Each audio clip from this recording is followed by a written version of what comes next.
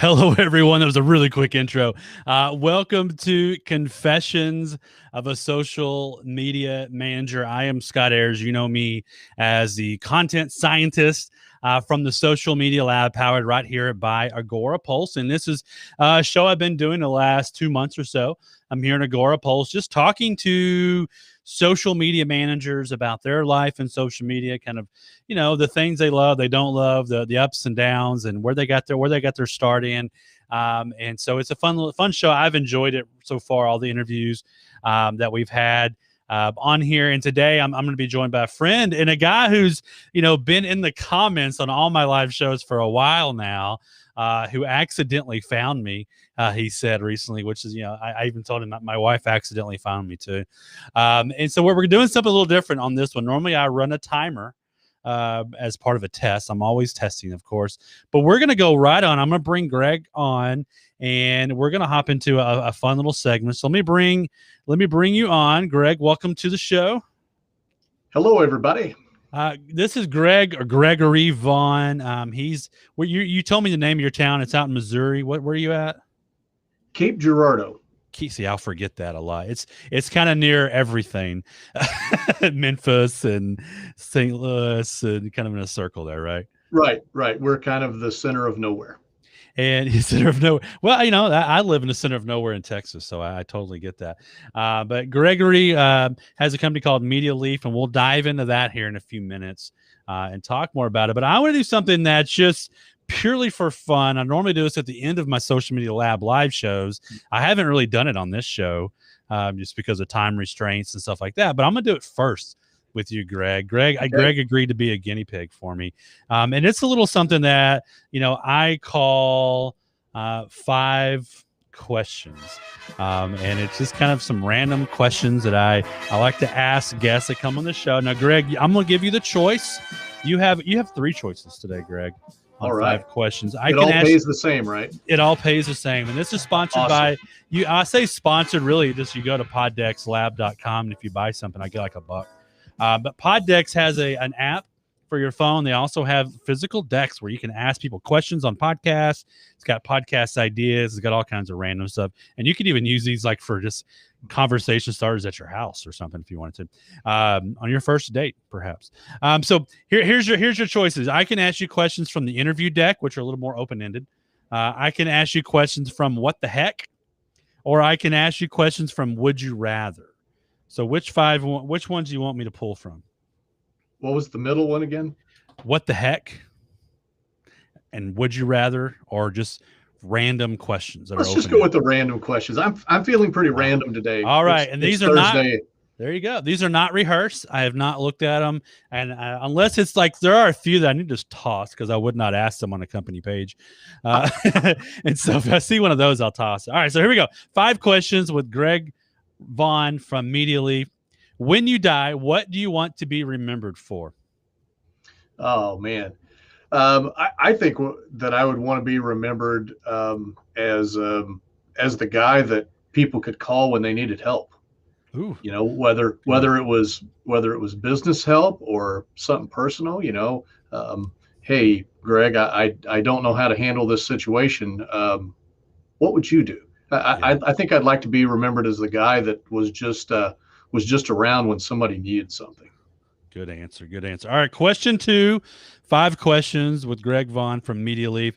What is something you like that most people don't? This time of the year, marshmallow peeps. Oh man, I've got stories about those. Yeah. All right. So, and by the way, if you put them in the campfire, they turn really cool colors. Yeah. It's like a rainbow kind of thing. Mm-hmm. All right, I'm skipping through a couple of them. All right, question 3 of 5 questions with Greg Vaughn. What are you currently curious about other than burning peeps? What am I currently curious about? I'm currently curious about whether or not we're going to actually get to assemble and have some fun this summer. Oh, yeah. That's a good one, especially in this COVID era. And depending on where you're at, I mean, I'm fortunate enough in Texas where evidently we just don't care anymore and we don't wear anything and we can just go wherever we want. That's another whole other story and sarcasm there. All right. Question 4, 5 questions with Greg Vaughn. What was your first screen name? First screen name, Greg Neon 96. Okay, there's some explanation. There's some explaining to do. What's the neon in the 96? So I used to be really into the like really incredibly overpriced and expensive car modification Okay, okay. world, and I had a neon, which seems like Oh, the Dodge Neon. a Yes. little crazy. People were like, "What?" Because it was actually pretty cool at the time. And then '96 was the year that I got my first um, Yahoo account. Ah, okay. So it just happened to be the number. Very, very cool. So that's always interesting to see. Yeah. Mine was always like H Town Hold'em because I love playing poker. And so it So was it's H Town some Hold'em. of the Yeah. early forums and stuff that I was on in bulletin boards. I was Snoopy, but that seemed to be used a lot because that's a common word, you know. Yeah. So You have to have these long numbers. All right. Final question of 5 questions with Greg Vaughn from Media Leaf. Who'd play you in a movie? Chris Elliott, actually, because Love him. when I don't have my hair really short, which it's really short all the time because I'm bald, Yeah. and I have my beard, which the intro picture was my beard, and take off my glasses, people say that I look like Chris Elliott, and it's been that way for years. I'd go to get my hair cut, and people were like, "You look like that guy from Cabin Boy." Oh no. Now if you And could act as crazy as him, that would be even better for sure. yeah, so Uh, so anyway, I've got that over the years that I look like Chris Elliott. So he would play me, you know, in my life story. Well, very cool. So that was 5 questions with Greg Vaughn. This is our icebreaker before we get into the real questions that we came over for. And hopefully we didn't run everybody completely off with all of those. Looks like we may have already. But let's hop into some thoughts. Before we get into all the questions, real quick, if you're coming over to watch this, this is Confessions of a Social Media Manager. I'm Scott Ayers from the Social Media Lab, which is a part of Agora Pulse. And my guest today is Greg, or Gregory Vaughn, as I've put on the screen here. Gregory, tell us a little bit. We'll get into your history, but what do you do right now? Like, what's your job? What's your company? What are you doing? So Media Leaf is it's a digital marketing agency that's geared specifically toward smaller businesses and smaller organizations that maybe can't you know, they can't afford or don't have the budget for the big boys. So I do a lot of video, a lot of live streaming, and a lot of content creation for small businesses and small organizations, both profit and nonprofit organizations. Very cool. All right. So what we're gonna do is we're gonna walk through some questions and pick Greg's brain and see what we can find out about his life in social media. If you happen to be watching, you have questions, we will try to get to them. But we'll see if there's any questions throughout. But we'll just kind of run through these, Greg, and you give me your best thoughts to each of them. So we're gonna get started right out of the gate. These are the first few are softballs. I mean, to be honest with you, but we'll kind of walk through them anyway. But they're easy for you, I think. So tell how did you get started in social media, Greg? Well, when I think about my beginnings in social media, I think about the internet in general, and as a hobby, I was into the internet in the mid '90s, and I decided that I wanted to build my own web page, and I bought a product called Front Page from Microsoft. And then in 1997, I had a customer, because I was in the electronics business. I had a customer that needed a website built.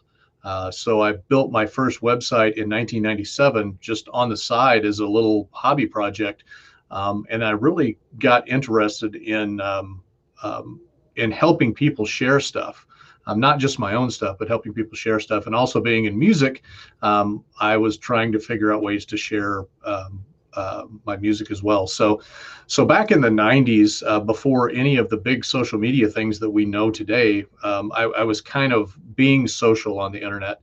And then eventually we got platforms where we could actually do that, your Facebooks and your MySpace before that. So yeah, that's kind of my beginnings back in the '90s. Yeah, so you're like the OG, like you've been around for a very long time. Yes, you can tell Back, by yeah. my hairstyle. Well, Which I'd say that about mine, but oh oh, yeah. well, See, by the way, I mean we use that. I use that image. That'll be a good screenshot later on. Greg won a wig. Sometimes I give away these wigs on the different shows, and Greg won one and sent me the picture of it. So yeah, so you look good in the orange. It works on you for sure. thank you. So you've been around for a really long time, and now you've got this agency.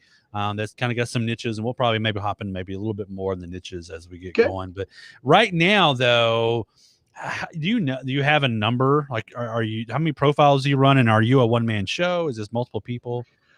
So I looked a minute ago before we got on air because you had sent me some possible questions ahead of time just so I could see, and so I wasn't completely off guard. And I'm the admin on 35 Oh my different gosh. business and organization accounts on Hmm. Facebook, and then probably about a third of those also have Instagram or other accounts that are attached to them. So 35 main client accounts, Hmm. and I manage all that myself. Oh wow. So And 35 Facebook pages. That's a lot yeah, to handle. Yeah. now all those aren't completely active because of Okay. the clientele that I deal with. Some of those clients I'm only doing stuff for once or twice a year. Oh, okay. They'll have a special promotion or something like that, or an event, Gotcha. and I will get on there and work it for them. But other ones, I have monthly clients that I just, Mhm. that I deal with all the time. And so yeah, so I hire out when I do big live stream productions Right. where where I'm doing like 4 or 5 cameras or something in a live stream. I will hire people for that, or grab my son or my wife and make them run a camera, which has happened before. Yeah, you definitely got to use what you got. That's for sure. I'll buy you a soda afterwards, son. We'll go to Dairy Queen. Have Right. a blizzard. I do that with my kids sometimes now lately with some stuff like, hey, you can hop on the camera real quick and do that. Yeah, definitely. So 35 or so profiles, a lot of Yes. different accounts. So that kind of gives us some ideas of Greg's breadth of management and what you're doing. And so what I'm curious for you, this is a personal question here, not like too personal. You've answered some personal ones already. It is for you personally, what social media platform do you use the most, and Facebook. why? And why? Facebook, just because of the depth. Facebook has the most users. It has the most tools available for different things, both professionally and personally. Whether it's looking for a 1970s model reel-to-reel tape recorder, for just playing with, or whether I'm doing something for a client, or doing something for church. There's just so many people, so many different kinds of tools and resources that Facebook has. Now, I do use a lot of the other platforms like Instagram. I enjoy browsing on Instagram, but Facebook is kind of where it's at. Like a third of the world's population is on Facebook. So Right. All right. So those are the softball questions. All right. So now we'll hop into a little bit of the meat and a little bit more ones that related to your business and the social media marketing. So okay. for you, as somebody who runs social media for people, how do you measure success for your clients on social media? So I measure success by the reaction that they have to their clients. Mhm. And let me explain that. I have, for instance, I have a flooring store that I do stuff for. And I come in and help them with some video, with some Facebook lives, what I call assisted Facebook lives, where I come in with microphones, lights, lower thirds. It looks like a news broadcast and not a typical, hey, we're live, you're walking around like that. And I do that kind of stuff for them. And when I go in there and they're like, yeah, we had a customer come in that said, we saw your video, and and you look like the place that we needed to shop because you were on point with with the information, and it was where we needed it to be, which was Facebook. So that's how I measure kind of success of what's going on is who actually walks into their building, who actually walks into their brick and mortar store, that is driven there because of something that I did for them. Sorry, I lost my button for a second there. I'm like, where's my, you lose your cursor. Yes. Like, so yeah, so I think that's good. Is like, if you can get, customer, you get, for, especially if you're doing social media for brick and mortars, you get, feet in the door. That's the best way to measure success. You're making your clients happy. They're getting business. And it's kind of the whole, let's put butts in seats, Right. sort of mentality. And I think that, and nothing against other agencies that do it this way. There's a lot of talk about funnels and Yeah. this, that, and the other, and all this. But especially in a more rural market like ours, Yeah. a lot of times some of that stuff generates leads that aren't real customers or people that aren't necessarily interested in what you're doing. Yes. And I think it's more important to measure by the people that are actually walking through the front door. I think you bring up a great point, because I think a lot of times in social media marketing, and I see it because I'm in lots of groups, probably like you are, with other social media managers. Everybody's like, follow my page, like this, like that. Why? They don't live in Podunk, Texas, where I do. So I don't want them to be my followers or like my post. Like, I had a local business for years doing a bounce house business. I did not want anybody outside of a 60-mile radius liking and engaging on my content, because they're not my clientele. I mean, they're not my target audience. So I think you got to get past that. And I'm sure with clients, that's sometimes a hard thing, because they want to get viral. They want to do all this other stuff. But right. They do. They want, that when I talk to a potential client and they're like, well, we don't really think we need any help because we've only got 70 people following our page, so those are the only 70 people that'll ever see our message. So social media is not important. I'm like, no. Yeah. I can get you in front of a lot more people than that. Yeah. Don't gauge your success by the fact that nobody clicked the thumbs up button. Right. Definitely true. So I like that. And so you'll have to come up with something different now for this question. Okay. A thing a social media manager never wants to hear. This is your time to rant and say whatever you want without naming names, unless you want to.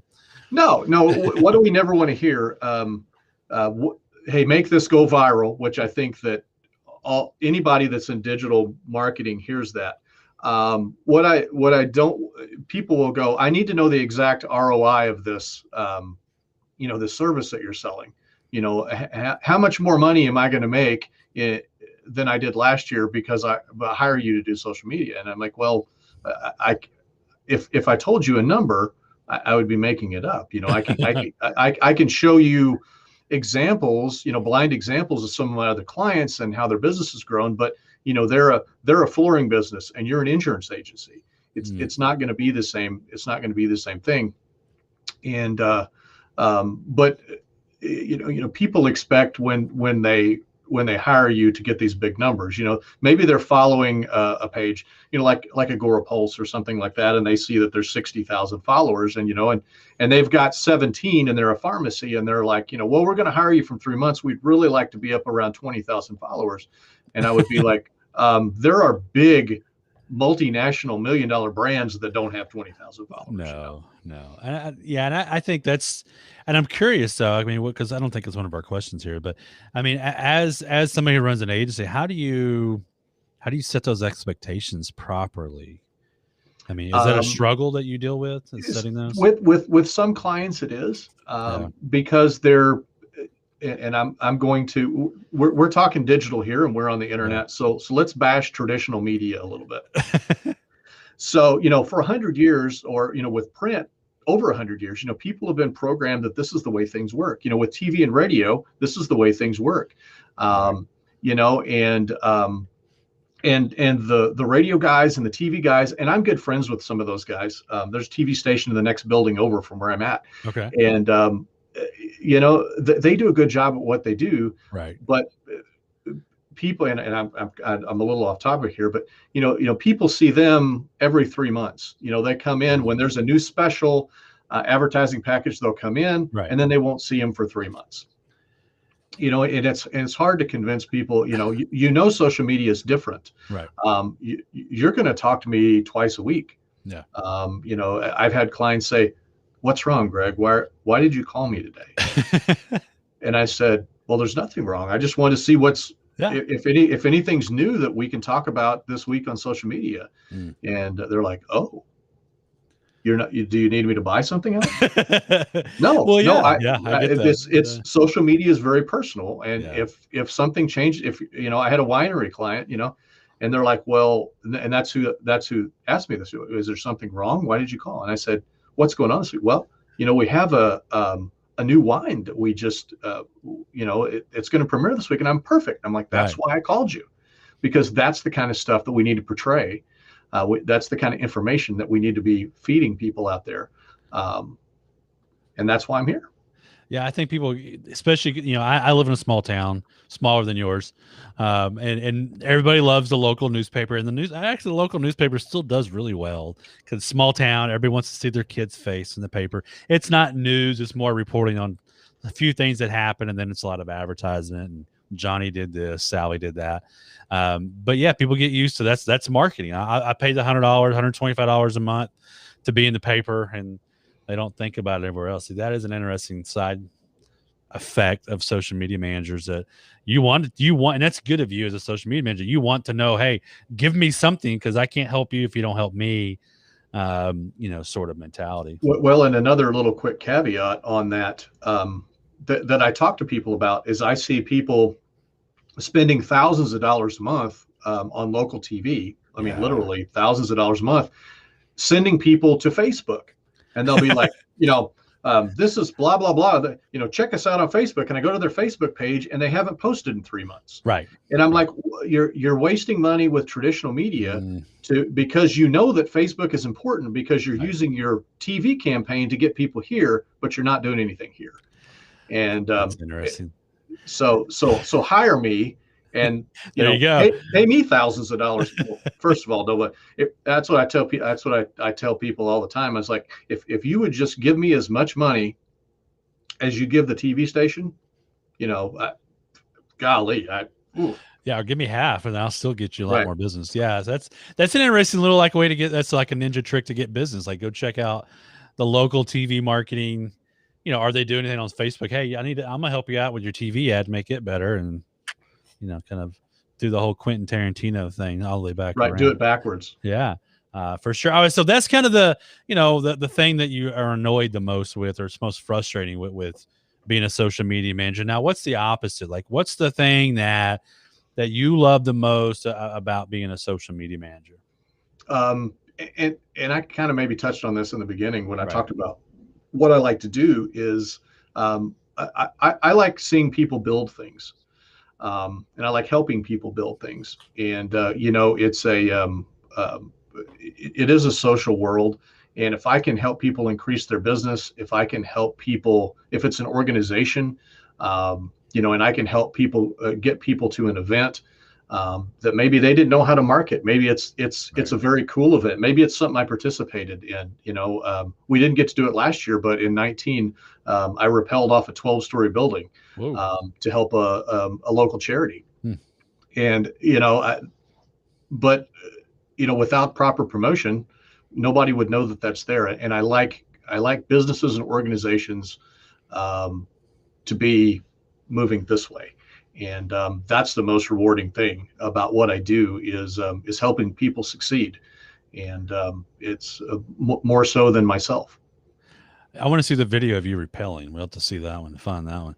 That'll be an interesting one to see. But yeah, I think I like that. Like, your goal. Yeah. I mean, let's be honest. You want to make a living and pay for things for your family and all that stuff. But the fact that you're, and I think the majority of social media I talk to anyway, they want to see people succeed. They want to see their brands do well. For one, that helps them, but also it's just good vibes. And there's no reason you're not competitors. And it's cool to see other people do really well. And so, especially when you're local in a smaller area, and you can see that impact. That's where it really comes into play.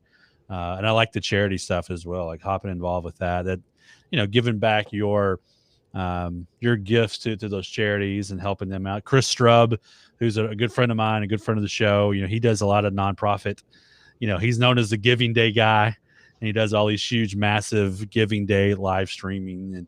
And he's more excited about that stuff that probably doesn't really pay him much, if anything.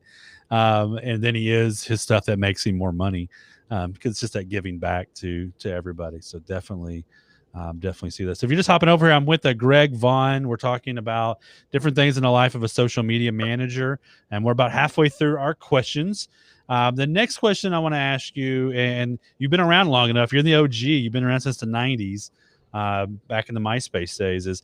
What is the hardest social media platform to get engagement for your clients? That would be a good caveat and a good way to kind of angle that question. I'm going to say Instagram. Okay. I like Instagram. I use Instagram a lot, as far as to look things up, but maybe I understand it a little bit more than some people. And I heard one of your other guests on one of your other shows talking about this. Instagram. Well, let me back up. If I had a client that was, they sold flash drives, and you tried to promote their flash drive business on there with hashtags or whatever. Instagram has a great ability, or a great way that gives you the ability to search for that kind of stuff. But you're going to get other stuff. You're going to get flash drives from Russia. You're going to get flash drives from Poland. It's not going to be relative to what you're trying to do. So, if I'm mirroring a post on, say, Facebook compared to Instagram, I mean, the reach and the engagement is not even close. I mean, it's always very skewed.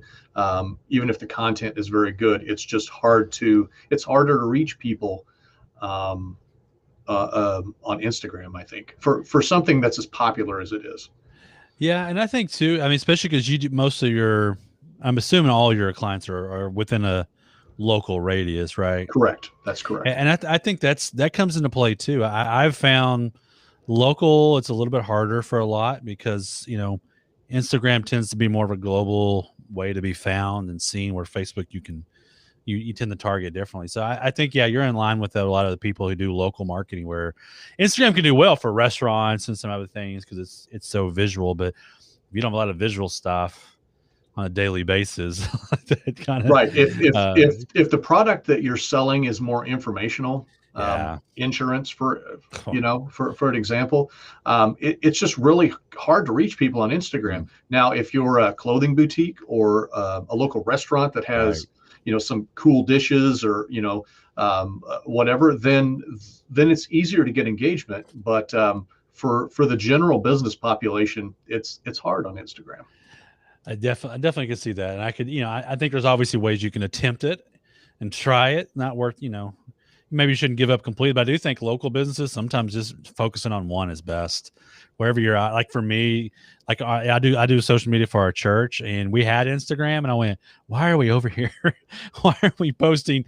For one, I don't want to see some of the content some of the people that are members were posting, but you're getting random spam, you're getting stuff that just didn't make sense for us. It is, and it's kind of Instagram has, I don't want to say less of a filter for content, because but for the church example is great, because there are people that are like that I have followed in the past on Instagram on my personal page. They're like fitness people or something, and you're standing at church scrolling through your Instagram feed, and you see something that's questionable, and you're like, why is that there? I don't want to see that. And it's it made it hard for me. Like, and I mean, interrupt you, but like when I was we had a social account, Instagram for our church. I'm following my church members, and then I'm like, oh no, their posts, even though they're not necessarily, they weren't doing anything awful, but it's like, yeah, I don't really know if the church needs to follow that, account or that. I'm definitely not going to like it, because it seems to be, Instagram tends to be a little bit more personal, even though you can do business on it. But there are some I think that don't work there, for sure. I would think, like, I used to run the appliance businesses, and that's the hardest one to do on social on. And I couldn't see me being very exciting on Instagram most of the time. Here's a random fact. My family owned an appliance store for 38 years. Oh, there you go. I was a Maytag repairman for years. Yeah. General Electric. Ah, So, okay. Yeah, we say. sorry. Well, here's a funny joke. Like I worked for a Maytag store for 3 years while I was going to college, and everybody used to always say, "Oh, Maytag repairman, you guys are you never have anything to do because there's always there was that old ads Right, where that he was they were bored. yeah they're bored had nothing to do because Maytag are so good, which they're old washers and dryers, fantastic, the best out there I think, the newer ones.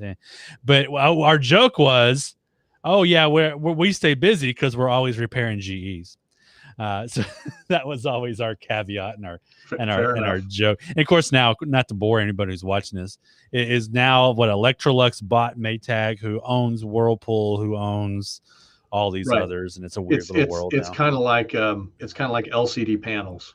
You know, Yeah, chances are, no matter what brand device you've got, there's it's like one one. of three companies that Yeah, made the yeah. panel. You know, Not to bore anybody with appliance facts, but yeah, we are. right. I can tell you and I are the random. We know random facts about random things. I grew up in retail, and I Yeah, worked in the retail space for most of my life, which is me too. why I like being a social media manager, because in the summertime I can wear shorts and a t-shirt and sandals to work, and Yeah. I can care less whether I ever iron another shirt again in my life.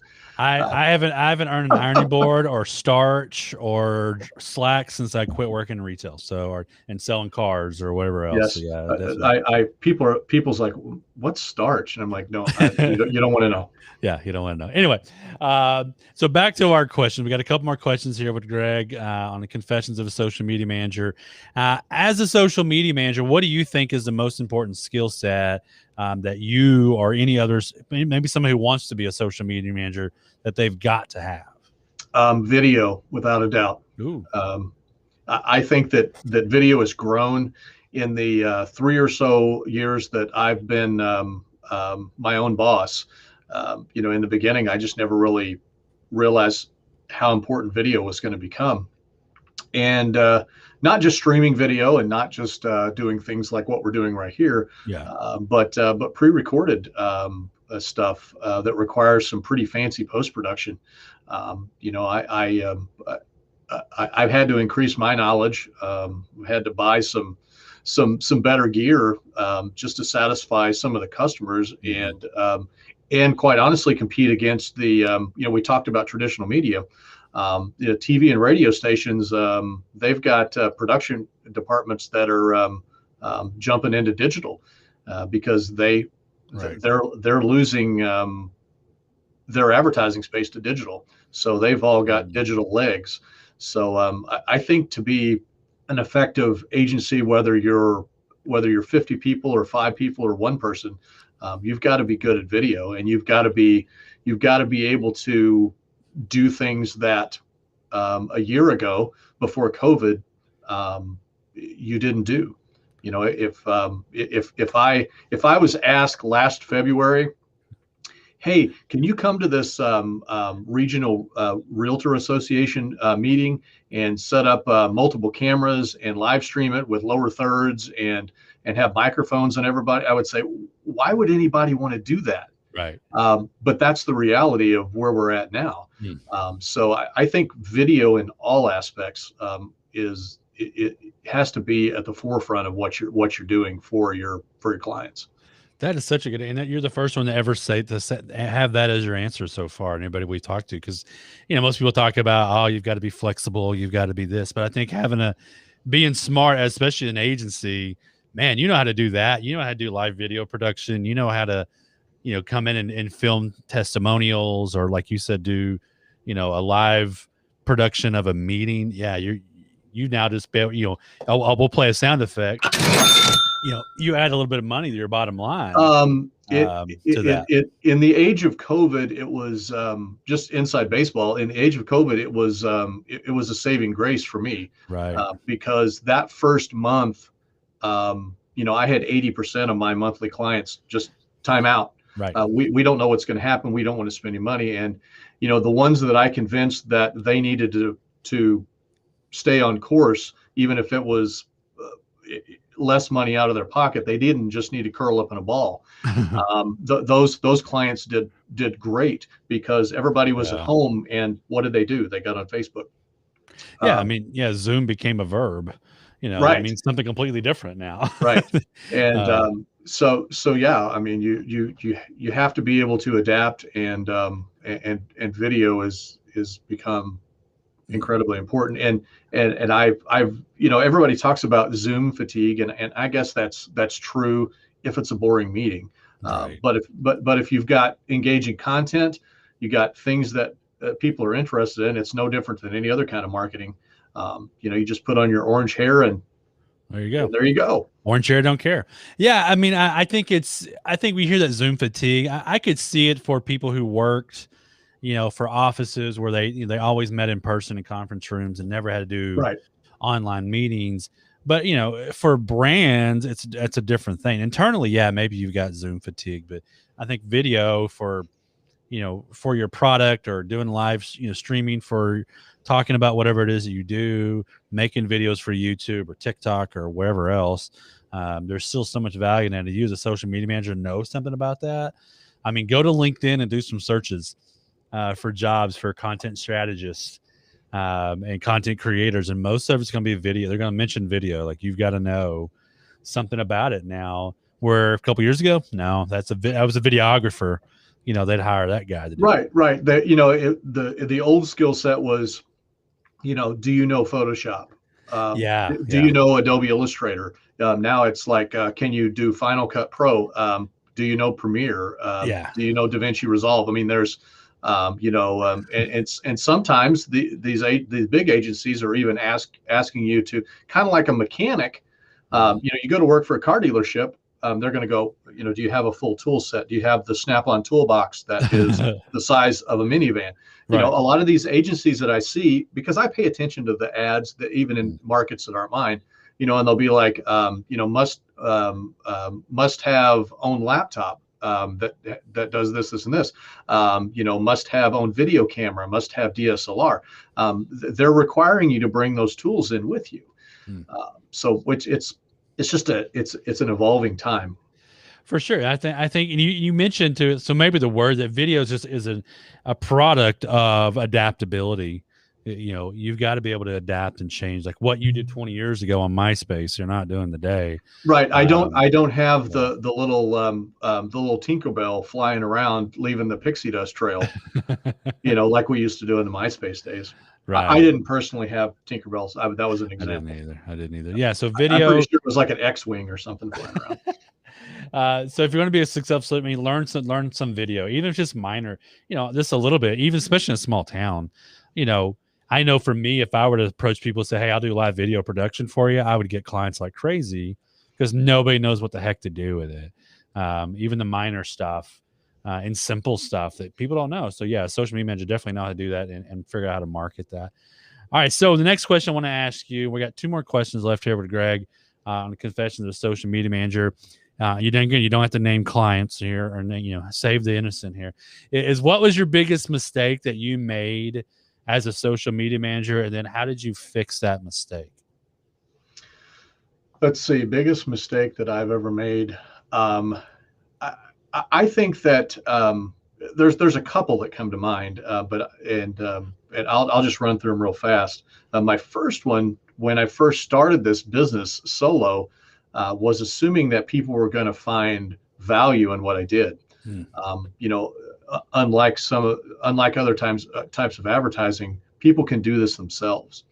I thought that people were just going to be throwing $100 bills at me. They're like, "Oh my gosh, you're so good at this, just do it." And people are like, "No, I'm not going to pay you because I can, I can have the teenage girl that works part-time at the reception desk do it. I can have my wife do it." And I said that on a television interview one time and got some hate mail because they're like, "What do you mean women can't do social Oh media?" I said, no. "No, that's not what I'm getting at. I'm getting at that people will have, it's just like accounting.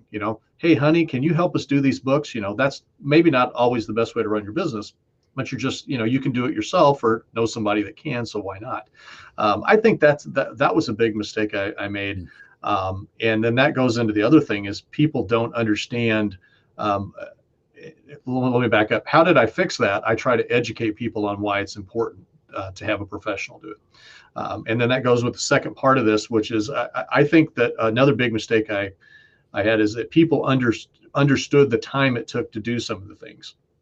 If you're making a post, and I'm not going to call out clients specifically, but you make a post and you do um, you do a good job of like color matching. You've got maybe text in the content that matches the colors of their logo, or you've spent a lot of time on the back end, um, and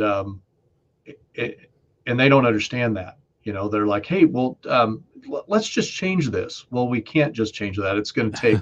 We're going to have to go back into Photoshop, and I'm going to have to do this and this because you have standards internally that you want to present as a professional product, and it's not as easy as typing ha ha ha on a TikTok video and changing it. So those are a couple big mistakes that I think that they may not be as big as what some people's are, but Right. In my mind, I just it's about educating people and never assume that people find value in what you're doing, no matter what it is.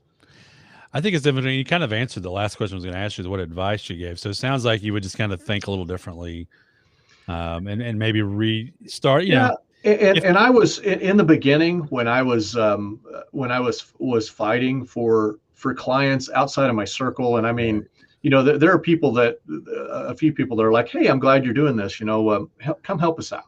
But there in the beginning when I don't want to call it cold calling because I don't really like to cold call, but I mean, we'll call them cold meetings Right. where somebody goes, hey, I hear you do social media. Can you come and tell me what you could do for me? In the beginning, um, I gave a lot of ideas out, Mm. and then people just did it themselves. They didn't hire me. One specific example, and I will. This company went out of business about 6 months after Oh, they talked to me. So maybe they should use me, but it was a local free range egg company. okay. So I put a proposal together and I went in and told them what I would do with video. And I mean, I gave incredibly specific details and it was awesome stuff. Yeah. And they sent me an email and said, hey, thanks for meeting with us. We thought all your ideas were great. And we're going to go ahead and implement those ideas. But don't take this the wrong way, but we're not going to hire you. Oh, geez. And that was the first time that really happened. And then I had to go, okay, we need to talk about the frosting of the cake, and we need to talk about the sprinkles and all this stuff, but we need to not tell people how we're going to do it, Yeah. Yeah. because if they're thrifty, they're just going to do it themselves, and you've wasted 2 hours of your time. So that would be the advice I would give That's myself: that's a huge piece. Yeah. is sell the icing, but don't give the recipe for the cake. Sell that. We'll give a little. Yeah. Sell the icing. Don't give the recipe of the cake. I think there's a lot out there, and I have Troy Sandage is on the Social Media Lab live show with me next week on next Wednesday. And we're talking about he has this conversation a lot. We're talking about paid versus organic social for agencies, but he talks about all the time, like, I ain't giving my time away to you anymore. To people, customers, like, people just want to, hey, come give me all this free advice and then I'll never mind. They're just going to steal it. So I think your advice is great. Maybe, hey, I charge a consultation fee, and then we That's can go what from there. and I know that lesson from Yeah. being in the electronics business for most of my life. Yep. We had and this goes back a little bit, in the early ages of being able to order pieces of electronic gear on the internet. They would come into your brick and mortar store, and you might literally spend 4 hours or 5 hours, talking to somebody and convincing them to buy this piece of equipment that may be thousands of dollars. And then they call you 3 days later because they ordered it online and they can't figure out how to hook it up or how a function works. Yep. And we went to a consultation fee. It's like, hey, we'd be happy to sit down and design this for you. It's $50. And if you purchase from us, then that $50 comes off of your invoice. What was that Tiger Direct? I think was a big one. Electronics. Yes. I think because I did retail at Best Buy back in the mid '90s, and I remember when everybody wanted to buy from there. I'm like, killing me, Smalls. I didn't get paid commission, so I didn't care. But yeah, they come back to you and say, hey, how do I use this? No, that's Right. not what I'm here for. Yeah. So, and same thing we talk about appliances, or we're going to full circle this real quick. We need. You realize we're going to have to do a second show and just talk about all the Talk about stuff that appliances. we've did that's the same in life. Yeah, this is interesting because I mean, a lot of times when like I would go on a service call because I was a repairman and we did installs and stuff as well, and all setups. But someone would call in and they would say, "Hey, my washer is leaking." We say, "Okay, well, what happens when? Okay, well, can you come out and fix it?" Sure. Our service fee is whatever it was, $50 or whatever. We go figure. We knew if they told us the model number, I knew within about 10 seconds what the problem was. Because you've done it enough, you know what it is. And so it was literally a part that cost us 75 cents called an injector valve. There was an aerator that made the aerator for the old soap, the powder soap, and made it, suds up in the washing machine. And Maytag had these little, rubber aerator things that just eventually would swell. 75-cent part we charged $20 for. So great markup. It takes literally, I could do it in 5 minutes in my sleep. But you'd get there, and if you did a service call fast, people get mad at you. Well, I could have done that myself. No, you couldn't. You didn't. You got an expert to do it for you. You would have been here for 2 hours, farting around with it and breaking things and messing stuff up and having to replace more parts. Right. You hire experts to do the job correctly. You're paying for the experience, not the time. You're paying for my knowledge is what you're paying for. And that's the case even with social media. You're paying, agencies, you're paying, even if you're a freelancer, you're paying them because they know the shortcuts to get there that you don't, and you can do it, you can do it so much better than they can. And that's definitely the way to go there. So, I love the conversation. I love that we got a little, off topic. I could get off topic every day about everything. That's just me. I should have I should have a random live show where it's just me chatting with people who want to come on and chat for 30 minutes. I could talk to my iPad. I do actually talk to my iPad quite a bit. Well, Greg, I mean, where's a good place to find you online anywhere? What's the best place to send people? I posted a link to your Facebook page here in a second ago. Yeah, the Facebook page is a good place to see what's going on, and I'll be the first to confess that I don't do as much content on my own personal business page as I should because I'm busy doing other people's content. The cobbler's kid never has shoes. Yeah, that's right. The mechanic's car is always broken down. Yeah. Just facebook.com/Media Leaf LLC. Is a good place to just to see what's going on, and I try to post little snippets of projects, and sometimes clients like the extra punt that you give them, and sometimes they don't. But that's a good place to find me and a good place to connect. I've always got some kind of interesting project going on that's different from the last project, whether it's streaming a school graduation or, I've been working on videos for a big marathon that's going on in the region. So very cool. Y'all make sure you go give some love to Greg. And Greg, I appreciate y'all, you always being in the comments on the different live shows that we do at Agora Pulse. And it's interesting stuff. It's because it's stuff that is relevant to what I do. Well, I appreciate that. That's the goal. And if you haven't read our experiments and you're just hopping on here, make sure to run over to agorapulselab.com. You can read all of our experiments. I've posted a little bit less here lately. Q1 has been a little slow. I will blame Snowvid 21 for that here in Texas. That really messed things up for a week. Go to agorapulselab.com. You can see everything what we're doing. And next week on this show here, Confessions of a Social Media Manager, on April Fool's Day, nonetheless, I'm interviewing George DeManis, who is a nut, and we will get more side conversations than you and I did, Greg.